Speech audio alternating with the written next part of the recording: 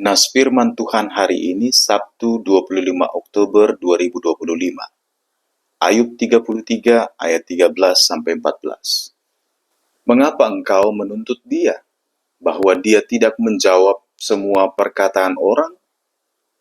Karena Allah berfirman dengan satu dua cara, tetapi orang tidak memperhatikannya.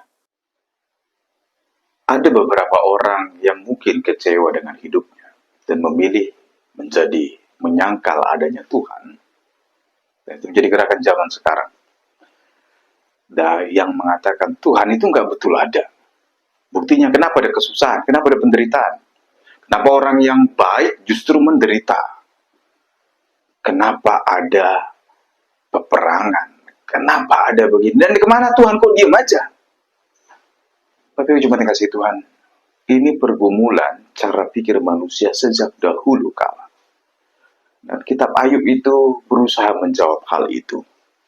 Mungkin banyak orang dan ajaran sekitar kita juga yang mengatakan bahwa nggak mungkin dong kalau orang saleh, orang baik itu menderita, nggak pantas dong. Dan kalau mereka mengalami penderitaan bahkan kesengsaraan, Tuhan nggak adil dong. Dan bahkan orang-orang yang menjadi tidak percaya kepada Tuhan katakan, lihatlah, apa gunanya berdoa? Apa gunanya percaya pada Tuhan? Tapi cuma dikasih Tuhan. Memang gak enak ketika kita mengalami kesusahan. Dan kitab Ayub menceritakan hal ini.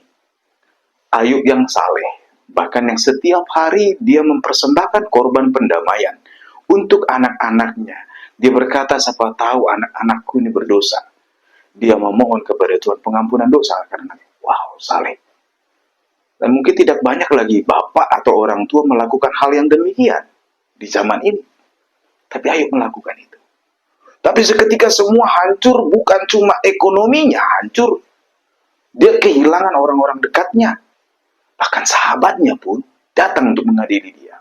Walaupun awalnya menangis bersama dia selama 3 hari. Istrinya meninggalkan dia. Dia juga menderita penyakit yang sangat menjijikkan bagi banyak orang di zaman itu. Cuma kasih Tuhan. Ayub hancur, remuk, redam. Kalau ditanya, apa dosamu Ayub? Sahabat-sahabatnya bertanya. Ayub dengan mengatakan, aku nggak berdosa. Nah, Bapak Ibu cuma dikasih Tuhan. Nas firman Tuhan hari ini adalah perkataan Elihu yang menentang semua perkataan sahabat Ayub yang 3 orang itu.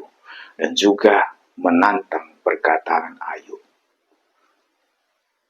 Pertanyaan Ayub, mengapa Tuhan biarkan aku begini? Tuhan, ini terlalu berat. Tuhan, iya engkau meremukkan aku. Kenapa kau biarkan dan tanganmu menekan aku? Setiap orang yang dalam penderitaan, kesusahan, pertanyaannya mungkin sama dengan Ayub.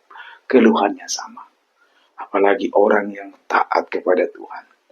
Toh kita merasa orang-orang pilihan Tuhan. Tapi kok demikian beratnya kesusahan ini? Nah, firman Tuhan hari ini menjadi bagian dari jawaban bagi kita. Tuhan bukannya tidak melihat, tapi jangan-jangan kita nggak perhatikan firman Tuhan. Tenas firman Tuhan hari ini mengingatkan bahwa Tuhan itu punya cara untuk berfirman. Kalau kita baca ayat selanjutnya, dan kalau kita baca seluruh Alkitab, Bapak Ibu, Tuhan berfirman dengan kehadirannya yang pertama. Dia hadir kepada Abraham, kepada orang-orang saleh. Dia hadir dalam bentuk manusia maupun malaikat Tuhan. Tidak banyak yang mengerti. Lalu hadir dalam mimpi juga hanya kepada orang-orang saleh. Kepada para nabi melalui penglihatan-penglihatan. Itu kehadiran Tuhan. Dari kemuliaan alam semesta, Tuhan hadir. Dan semua menyampaikan firman Tuhan. Yang kedua, Tuhan berfirman lewat pergumulan. Ketika dia hadir, bukankah dia bergulat bersama dengan Yakub? Tujuannya adalah membentuk dan membaharui Yakub supaya Yakub memiliki identitas baru. Yang ketiga, lewat tulisan-tulisan dalam kitab suci. Firman Tuhan tidak dibatasi lewat tulisan dan buku, tapi itu menceritakan dan memberitahukan tentang firman Tuhan juga. Dan Bapak Ibu, jangan kita lupa sebagai orang percaya, saudara dan saya. Firman itu menjadi manusia. Ini yang keempat, dan ini menjadi sangat penting. Allah menjadi manusia. Anak Allah menjadi manusia. Dan dia merasakan remuknya hatimu.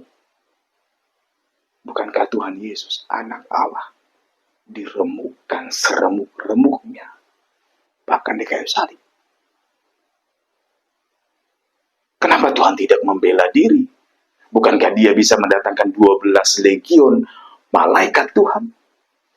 Coba bayangkan hati Bapa yang memandang Yesus, yang diremukkan oleh para pemberontak, yang memberontak kepadanya.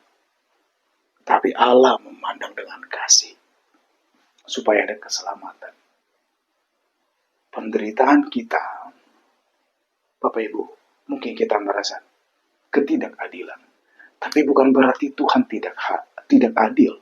Bukan berarti Tuhan nggak peduli. Tuhan bukan nggak peduli.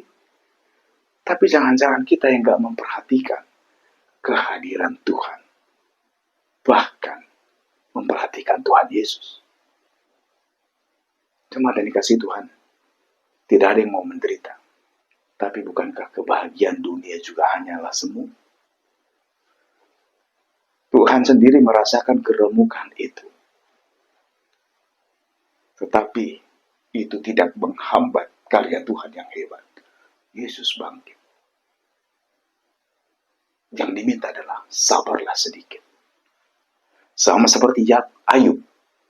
Dia menderita demikian. Tapi Tuhan bangkitkan dia dan memulihkan dia. Jemaat yang dikasihi Tuhan, apapun pergumulanmu, apapun kesusahan kita, ingatlah Yesus yang diremukkan. Kalau engkau merasa hatimu remuk saat ini, mentalmu remuk, apapun itu, ingatlah anak manusia, anak Allah yang diremukkan oleh para pendosa. Tetapi ternyata itu adalah jalan bagi keselamatan kita orang-orang berdosa. Dan percayalah, apa yang kita alami, keteguhan hati kita untuk tetap percaya kepada Tuhan, itu akan menjadi berita kesukaan bagi banyak orang, dan menjadi teladan bahkan bagi sekitar kita dan anak-anak kita. Jangan menyerah. Bertahanlah, bersabarlah. Kita butuh bersabar, karena Tuhan masih bekerja, dan Dia akan memulihkan kita dan meluputkan kita. Tetap teguh di dalam Tuhan. Ingatlah, firman Tuhan kekal untuk selamanya. Firman Tuhan telah menjadi daging, supaya kita tetap kuat dan sabar. Mari berpegang teguh kepada Kristus.